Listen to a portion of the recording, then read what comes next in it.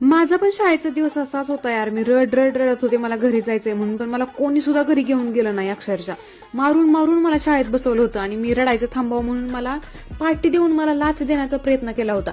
याला बघून मला माझ्या शाळेच्या आठवणी जाग्या झाल्या आणि आज होता सॅटर्डे, ऑफिसला सुट्टी म्हटल्यावर आम्ही बाहेर हिंडायला आलो. नवीन ड्रेस घातल्यामुळे मला माझी फोटोशूटची इच्छा जागृत झाली होती. आयफोनवाल्या मैत्रिणीच्या हातापाया पडून मी माझं फोटोशूट केलं, कारण फोटोशूट हा माझा जन्मसिद्ध हक्क आहे आणि तो मी मिळवणारच. जर मी फोटोशूट नाही केलं तर माझ्या नवीन ड्रेसचा काय उपयोग ना. उद्या संडेची सुट्टी म्हटल्यावर आमचा नाईट आउटचा प्लॅन ठरला आणि नेहमीप्रमाणे युलू राईड्स, एका कॅफेमध्ये जाऊन चीज मॅगी आणि चहा, गप्पा गोष्टी आणि सकाळचा नाश्ता करून आम्ही रूममध्ये रिटर्न आलो.